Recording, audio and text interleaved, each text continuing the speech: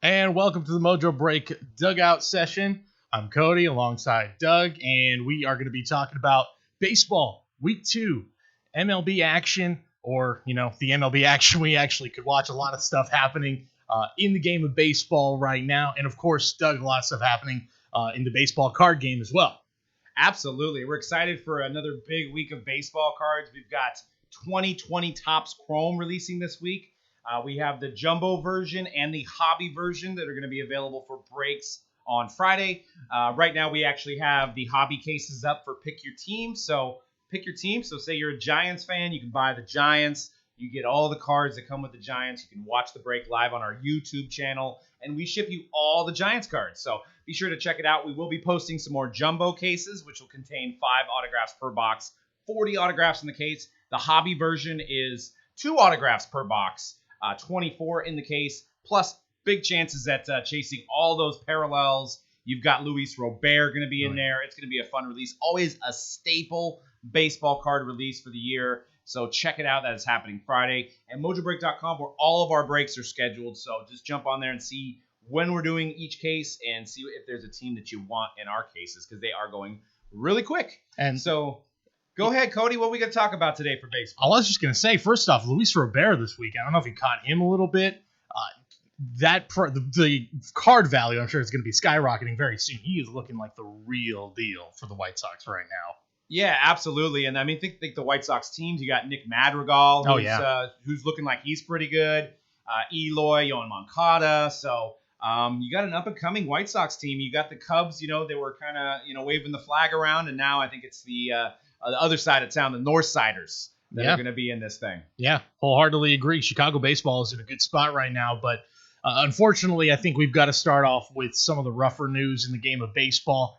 And that involves, of course, the ongoing COVID crisis that is affecting baseball right now. Of course, the Miami Marlins are going to be back in action on Monday night this week to start off the week.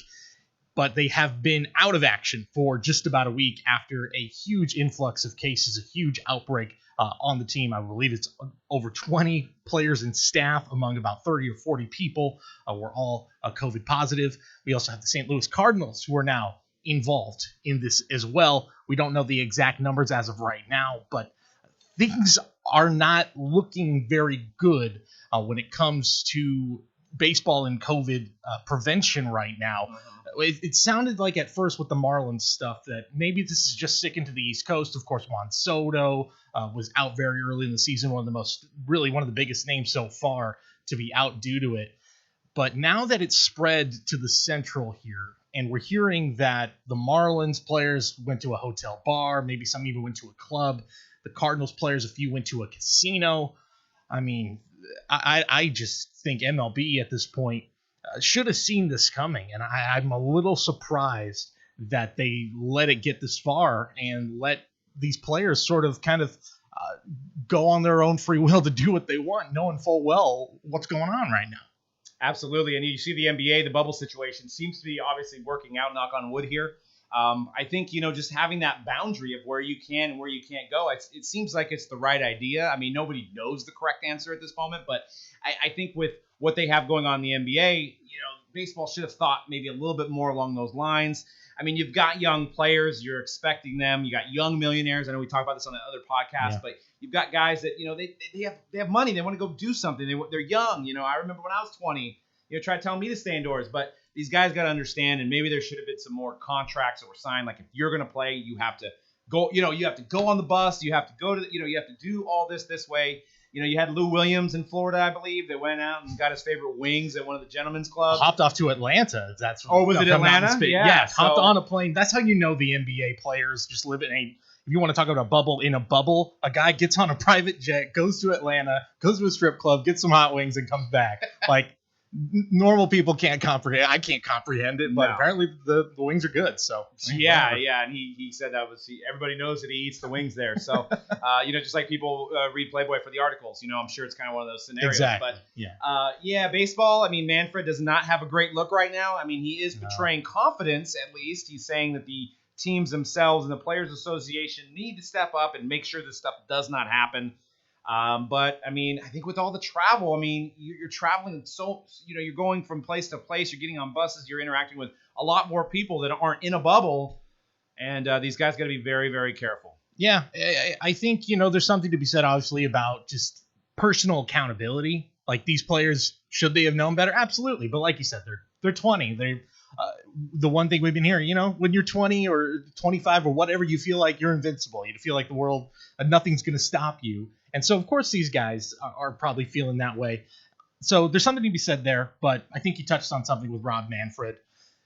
I had not been on the Rob Manfred is the worst commissioner in sports boat prior to this year. I think I'm fully on board now. It's been a disaster from the beginning. When this all first happened, baseball had all of this time to figure things out, to put in protocols to make the players safe. And really, it all comes from the top down. If Rob Manfred had said, you can't do this, you can't do that, we're going to figure out a way to make this the safest way possible, I don't think, maybe we are in a situation at some point, but I don't think it's as bad as quickly if there's some real leadership at the top. I don't know what the future holds for Rob Manfred, but I know that if I was an owner, even if I was an owner right now, because he is working for the owners, I don't know if I would be all that confident about the job he's doing, and especially with a new CBA coming up in a couple of years, I'm not sure if that's the guy I would want leading the game of baseball right now, the way things are going. Well, and I think baseball's kind of different when it comes to, commissioners. It seems like baseball owners tend to they want to lean towards more businessmen. Yeah. Which may not be the right situation to be in right now. You've seen the fallout of trying to get baseball going, how long it took. Now we have a 60-game season as opposed to maybe a 100 or an 80-game season. It seemed like there was just a lot more business going on rather than health and let's, figure this thing out. I hope that's not the case, but I'm with you on the Manfred boat. A lot of people complained about Selig, but I mean, right now Selig looks pretty good compared to Manfred. And it'd be interesting to see. I don't know if he spoke out, but what Selig would have done in this situation. I don't know if you necessarily need like a babysitter each team, but it seems like, maybe you have a person that's kind of tallying off where everybody is and you're just making sure that, we just, almost like a security guard that maybe post out in front of the team hotel and it's like, hey, 3 a.m, where are you going or where have you been? You know what I mean? Just kind of, I hate to be like that with adults. We don't need to put kids on a leash, adults on a leash, but it's just like, this is a big moment for baseball. It's their version of like the NBA snitch line, I guess, is what they need right now. They need something to hold these guys accountable. And, frankly, baseball, America's pastime, is third on the list, and we'll see what the NHL does. I mean, there could be a point where it's like fourth on the list. So, I mean, basketball's already passed it up. Football, obviously, has always passed it up. And you had some time where none of these other sports were playing to get your act together. They couldn't get their act together, and now you have this stuff that's just kind of putting a black eye on it. You got Cespedes. I'm sure you may have this in the thing. You got Cespedes just opting out, stuff like this, because he's probably watching this go down, and he's not feeling comfortable with it. So. Yeah, the Cespedes thing, just to touch on that for a moment, is one of the craziest stories that's come out through all of this. Of course, if you're just caught up on that, he was not in his hotel room. No one knew where he was. Mets security, Mets team, management were trying to find him, couldn't find him, and he just up and left his hotel room. He said, peace, I'm out. No season for me. But now the new little wrinkle to this, apparently there was an Instagram post. I'm not sure if it was him who put it up or a friend who put it up, had him and his buddies shopping at a local mall. Oh. So it's like, you said you're scared of COVID and then you're at a mall. Like, what is it, man? Like, so maybe it was a situation where he got caught red-handed and he was possibly he was thinking that if I just opt out, whatever. Do you think maybe that might be the situation? Maybe, and that whole situation with the Mets it's such a mess. It was one of the best moments of this early season to me was seeing Yoenis Cespedes get back on the field and hit a home run to win a ball game. Like I'm a huge Yoenis Cespedes fan. I think he's one of the most fun players in baseball to watch when he's on. So it's and he's always been kind of a quirky personality. So this might just be that there may be some other thing going on with him in the Mets that's not even COVID related. Right. He could just be done and ready to move on and get some Gucci sneakers or whatever at the mall, I guess. I don't know. That's what he's into. So recently, Phil Hughes, former pitcher of the Yankees, who also does breaks and stuff now too, is involved in the card collecting community, put out a tweet that said, it must be really hard to be a Mets fan right now. And I think you would look over the last 20 or 30 years, you kind of feel that. You kind of understand. I mean, and then it's just kind of another blow to the team. You know, you had a great pitching staff. You were able to land Cespedes, who had a decent year, and now, you know, Cespedes is gone, and you know, you're always in the shadows of the Yankees. You know, Yankees you thought were going to be bad, you know, based on their trades like 3 or 4 years ago, but they just got right back in it. Now they're the best, you know, arguably one of the best teams again. Yeah. And then you just see the other team across the bay there or across the state, and you're just like, man, I'm a Mets fan. It's tough. That World Series feels like ages ago. It was only 5 years ago. Just it feels like it was a different era completely. Just wild how quickly it's all changed. Well, let's move on to, another bit of a mess going on in Major League Baseball. Since we last talked baseball here on Mojobreak, Joe Kelly had some things to say to the Houston Astros, and the Dodgers finally had a chance to see the Astros for the first time since that 2017 World Series. Of course, the cheating scandal was the headline for the baseball offseason all year prior to the pandemic. And we thought maybe with the pandemic now and with a lot more safety protocols and a lot stricter rules when it came to beating guys, to fights, to things like that, retribution for the Astros' actions, that maybe we wouldn't see the Astros get their due this year. But Joe Kelly had other things to say about it. Threw, a 96 mile per hour fastball behind the head of Alex Bregman, then threw a couple towards Carlos Correa. Of course, you see the photo there, Joe Kelly going nee, as he's going off the field. And he's been suspended 8 games, which a lot of people across baseball are calling a bit too harsh. Doug, what do you think? Do you think this is about right, a little bit too much, or hell, should he have been even suspended even more than that? You know, it's interesting to see how much of this is COVID related, because I think Manfred is probably on the edge of his seat now with everything, that he just doesn't want more and more pitchers doing this, to the fact where it's just an S show in a sense. So I think he's trying to use Joe Kelly as an example. Yeah. If it was a full 162 game season, I think you would see less of a punishment for Joe Kelly. I'm a Giants fan. I don't like the Dodgers, but I absolutely applauded this because I felt like with COVID, the Astro, beginning of spring training, all the signs, all the trash talking from fans, it kind of got pushed under the table. There was a lot of evidence pointing to the fact that these guys did, monitor pitches and did stuff to cheat to win the game. The Dodgers were directly affected by this. So you've got, the Dodger fan base. If you go on Twitter, you see these guys thinking they should have the World Series championship from last year, that they should basically strip the Astros and give it to the Dodgers, which I don't necessarily believe in that. But, it's a good old, fashioned, let's get some revenge on these guys, and if I remember correctly, I think they were up, right? They were, it wasn't a moment in the game where that one pitch mattered. And he had a chip on his shoulder, and I think that a lot of the 29 other teams, across MLB, all their fans kind of probably applauded this. Yeah, it's been interesting to see some of the reaction, because I think there have been a lot of players who have come out and said, "Good, we all have been waiting for this moment to finally get back at these guys." But there's also a part of me that, and I've been hearing, I think it was locally, I was listening to Dwayne Kuiper, Mike Krukow, who were really against what Joe Kelly did, and were even saying he should have gotten more punishment. Wow. Because of what he did. And it did kind of resonate with me, to be honest, because initially I was like you. I was like, these players got out easy. They didn't get any sort of punishment. It was only, they lost some draft picks. The owner and the GM are gone and the manager, but the players got off. Right. That never sat well with me. But I think there's a right way to do this, and I'm not sure that this was the right way. Especially looking back at the scenario, it was a 3-0 pitch to Alex Bregman. He was like, well, I've lost him. Right. Let me just clock him in the head. Yeah. And we've seen guys' careers end, or they're never the same when they get hit with, especially a guy throwing his hardest stuff up at your head. If you want to get back at him, throw that ball, in the buttock. Throw that ball at his leg. I'm not sure if headhunting is the right way to go about it. I think 8 games is honestly about right for Joe Kelly. Well, how often is he going to pitch? That's 8 right. consecutive games anyway, so he's really, out a couple games maybe? Yeah, right? Exactly. He's probably missing, 2 or 3 appearances here, right? If that. So that's probably why you get the 8 games. But everyone, of course, is saying, well, that's nearly 1/6 of the entire season. That's huge. But we all knew the rules before the season, that they were going to be a lot more strict about this, and it all was, again, due to COVID and trying to prevent that. So you know what? All in all, I think it's the right move.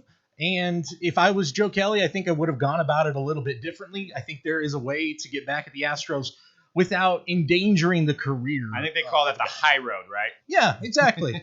The high road here is, instead of a fastball at the head, how about a curveball at the shin or something? You could still hit them. You could still, get in a bit of a scuffle here. But I think maybe he just took it a step too far. Now, I wonder, let's just say this scenario happens where he throws him on his head and then Bregman runs at the mound and gets a couple, Bryce Harper, Strickland blows in. Some haymakers. What do you think the punishment would have been for Bregman, being that he's a hitter that's going to play every day? Let's just say he connects on a blow, hits, Joe Kelly, doesn't injure him, but, maybe leaves a little black eye. What do you think they hand down on Bregman? Does he get 8 games or does he get only a couple? I think he gets minimum 10 to 12 games, honestly. Really? I think they are not screwing around with this stuff right now, especially when guys land the punches. I feel like that's always where you see just equal, or at least sometimes even worse, punishment for these guys. So, yeah, I think that MLB is not messing around. I think the Joe Kelly thing is a message. And, yeah, if a player is going to land a punch, too, I think that they may even take it a step further. I really think that MLB is trying to stop this right in its tracks. Absolutely. Yeah. Yeah, especially, like I said, it's amplified during the situation that we're in because, they're probably hanging on to every advertiser, every viewer that they're getting. And I'm sure their viewership is up because we went so long without sports. Yeah. So you don't want to have that. You want to have a short leash on situations like that if you're the commissioner, because you don't want Budweiser or Coca-Cola or whoever it may be being like, hey, we're not going to support this because every game you're doing is now a fight, or, every Astros game that's going on, there's somebody getting beamed. And, eventually, you don't want kids, the new generation of players to retaliate in the same way. So you got to make an example. Yeah. All that said, I think next year, though, it's open season on the Astros again. Once this is all gone, I think that teams are going to say, okay, now's the time where maybe we can get, our little. And I was thinking, and we talked about it in a podcast before, how does it feel? Like, say you're a lifelong Astros fan, and, maybe COVID saves you at this point because you're not going to the bar or going to the game to watch the Astros play. You're watching it from the privacy of your own home at this moment. But, I don't know how I would deal with that. Me as a Giants fan, if, it came out in, 2014 and, we were watching pitches and it was proven and, we cheated. How do you go in and somebody's just heckling you and you're like, yeah, you didn't win because you cheated. How do you go about being a fan? How do you deal with that? And if you guys have any, if you're an Astros fan, how are you coping with this? I think it's an interesting scenario because it was the buildup of you all the pieces put into place with Springer, with Bregman, with Correa. As a card collector, you've seen all these guys coming up. Correa and Buxton year of Bowman was huge. And then, they land Verlander. They had Garrett Cole. They had all these pieces in place. And you finally get it done. And now it's like, you've got that little stain. And how do you deal with that as a fan? How do you deal with that stain? Well, I think speaking, growing up here in the Bay Area, being Giants fans, I think we do have a little bit of that experience with Barry Bonds. Yep. Where it was always, you would go to other parks and fans would say, how do you even root for that guy? And for a while, I didn't have an explanation.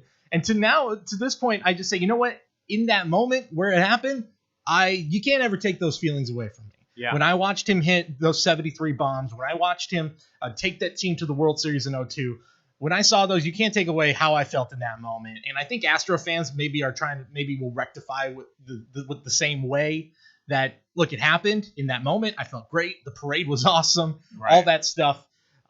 But yeah, it's never going to go away. And you can't really explain yourself other than they cheated. But you know what? In a way, I had fun. And you could say that with a lot of teams in the early 2000s, too. Like the 2004 Red Sox, now we all know. The team that made so many people so happy was half filled with guys who were definitely juicing. So right. It's a weird scenario. But I think that fans... We could have a whole other steroid episode. Some of our listeners that have listened for a while, I am an unapologetic Barry Bonds fan. Same. Grew up with the poster on my wall.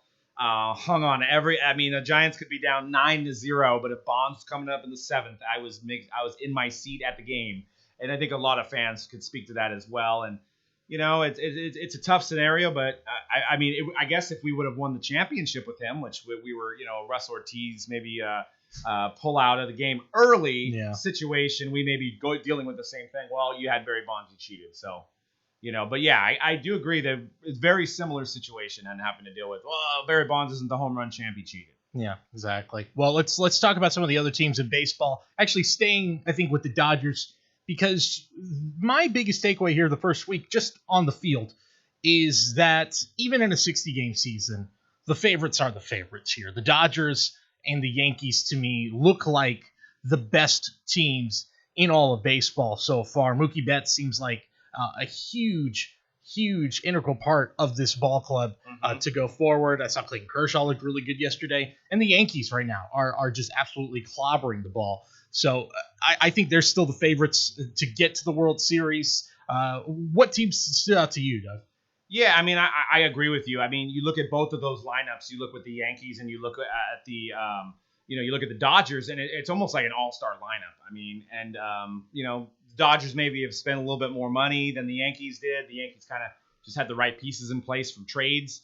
I think those are some teams, and I look at the Padres, and I wish they're starting to slide a little bit, but I look at the talent level of the Padres, and I think that don't count them out yet. I know the West is a little bit kind of jumbled up right now, and even the Giants are competing, which is surprising people, but I do like the Padres to make a late run with that talent, and I believe a lot in Tatis as well. Yeah, I really like the Padres so far. They looked really good in that first weekend. Obviously, a ton of young talent, and that young pitching, Chris Paddock, the Nelson Lamet. I think that's a team that is definitely on the rise, and I think the nature of this season too is going to benefit a lot of those younger teams that have a lot of great young talent, because there's not that fear that, come July or August in a traditional season, that these guys are going to run out of gas. Or in a case like Chris Paddock last year, he was just on a roll for the Padres, and they sent him down because they just didn't want to eat away at his arm early in his career. So, but I think now that that's not a worry, I think they can just say, full steam ahead. Let's just do what we do and don't worry about playing time or innings pitched or anything like that. Going back to the American League, the New York Yankees, to me, we all knew they were going to be good, but I think it's easy to forget, especially because Aaron Judge and Giancarlo Stanton, the fact they've been teammates now for a few years, but I don't ever feel like they were on at the same exact time, both just clobbering home runs. And now we're getting a chance to see what the Yankees wanted to see when they first acquired Giancarlo Stanton. That 1-2 punch of him and Aaron Judge, it is looking like the best maybe 1-2 punch in all of baseball right now. I know there's some injury issues maybe with I think Tommy Canley is going to be re-examined in that bullpen, but that bullpen is just phenomenal. I think Aroldis Chapman's coming back really soon.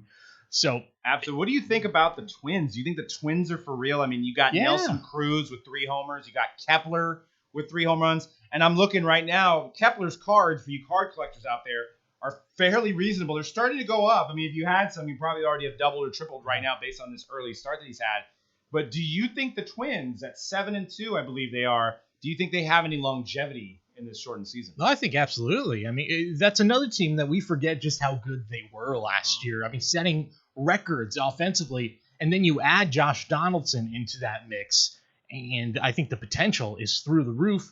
And I think that they may have one of the best, maybe 2 or 3 closers all of baseball right now with Taylor Rogers, who is a very under-the-radar guy. When you play into Minnesota, you're never going to be at the top of the list in terms of headlines, but I think that team is as good as any. Nelson Cruz just seems to be ageless, and I think that team has got a long way, has got a very bright future here, at least this season. The other team in that division that I think is really interesting, I think it's the best team right now in baseball. If they could just score at least 3 or 4 runs a game, that's the Cleveland Indians. Yeah. Shane Bieber might just be the next best pitcher in all of baseball. Wasn't he getting 50% strikeout basically, based on the amount of batters he was, at least early? I don't know if it's still consistent. I think he's got 27 Ks through 14 innings. which just sounds like video game numbers. Yeah, absolutely wild what he's doing on the mound.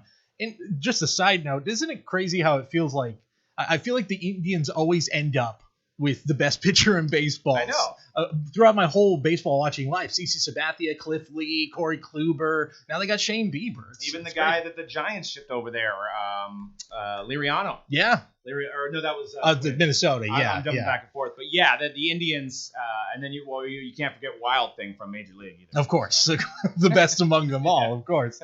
Well, I think that team could be maybe the best in baseball.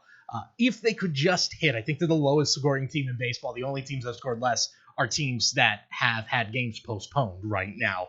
A couple other teams I wanted to touch on. You mentioned the Giants, and I think that the NL West is going to be a really interesting division. We mentioned the Padres as well. But the team that's surprising me maybe the most is the Colorado Rockies so far. They're 6-2 coming into today, and they have one of the best starting pitching staffs in all of baseball. They're not winning because they're hitting like crazy. They're winning because they're pitching. Guys like German Marquez, John Gray, these guys are, I think Freeland as well, are all guys they expected to be really good and part of their future.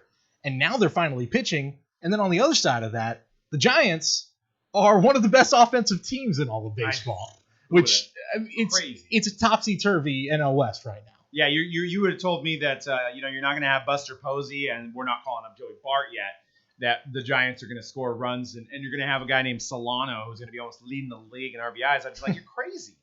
So, yeah, that's a fun division. I mean, you got Arizona 3-7.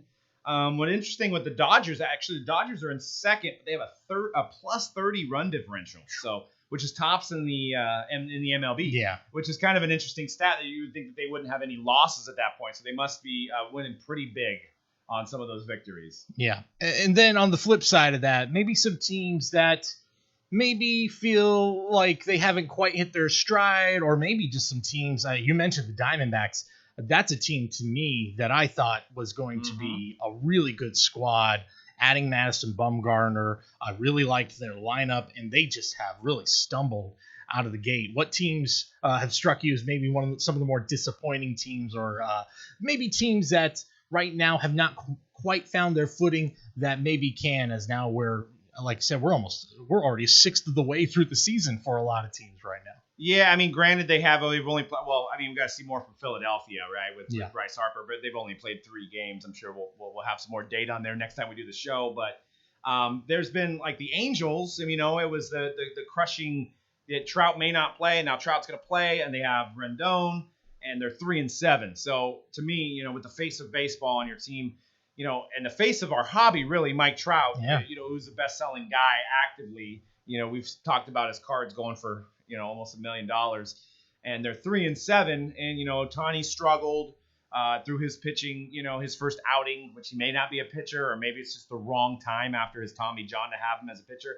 I expected them to be pretty much contending with Houston and Oakland, and then they're in pretty much last place right now. Right. Yeah. Ohtani now, I think he went, an inning and 2/3 in his second start, which is actually an improvement from that first start. Yep. And he's already feeling discomfort in the arm, so that's just all bad news. It's really a shame. He was such an exciting story when he came up. Yeah, a couple of teams that struck me, I think Tampa Bay Rays were a team that I thought was going to be really good and just haven't quite found it yet. The pitching is stellar. It's a really good top of that rotation, and they're kind of just trying to go piece by piece, with the lineup.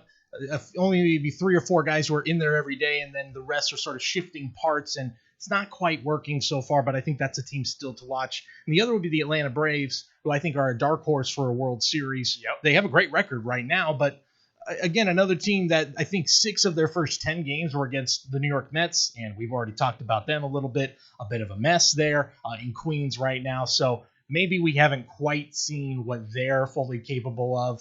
But I think that's also and it's interesting that you mentioned the Braves. To go back to the whole card market, is you've got a player that's finally living up to his first overall pick potential, which is Dansby Swanson. Yeah. And I don't know who the Diamondbacks got. I don't know if you know off the top of your head, but we talked about the Diamondbacks struggling, and now the Braves are succeeding. Obviously, there's more players. There's Acuna, there's Ozzie Albies. There's a lot of great talent on the Braves. But now with that Dansby Swanson finally playing, you have a team of 4 or 5 lethal hitters in that lineup. makes you wonder if the Diamondback fans are finally going, well, why did we trade the first overall pick, which is unprecedented, really. Yeah. You never see a team trade the first overall pick and trade them that quick. I want to say it was like 3 months after the draft. Yeah, so it wasn't really much time. It was basically the bare minimum amount of time that you could trade a guy after you drafted him. I can't remember the pitcher's name, but he went to one All-Star game with the Braves. He was fairly young, but like the peripherals weren't all that exciting, and the strikeout numbers weren't really blowing anybody away. And it did look like maybe the Diamondbacks were going to come out of that maybe not looking so bad. But yeah, Dansby's looking great, and Ronald Acuna hasn't even turned it on yet. So once he gets it going, I think that team's got a lot of potential to rise up in that division. In December 2015, just after signing right-hander Zach Greinke to a $206.5 million deal, the Diamondbacks felt it was time to push all in exchange for Miller, which I believe was Shelby Miller. That's right. So it was Shelby Miller. They sent, among others, outfielder Ender Inciarte and that year's number 1 overall pick, Dansby Swanson, to the Braves. Inciarte alone, I think, makes that deal a bad deal because he's been such a good defensive player for the Braves. Absolutely. So, I guess you're kind of up against the contract, knowing you're probably going to have to give Dansby some money, and you're trying to win that year. At the time, maybe the fans were happy, but now that you're seeing Swanson succeed, you're like, maybe we could have used him. Yeah, that would have been nice. Yeah, I mean, Nick Ahmed's fine there, but maybe the future with Dansby looks maybe a little brighter finally for this team. So I think that'll wrap things up for us here on the Mojobreak Dugout session. Thanks for joining us this week, and we're going to have more baseball to talk about in the coming weeks as we hope to get some more baseball in the coming weeks here. It's been a fun start to the season. For those who've been playing, a lot of exciting stories, and we will be right here to talk about all of that with you throughout the year. Thanks for joining us here on the Mojobreak Dugout session.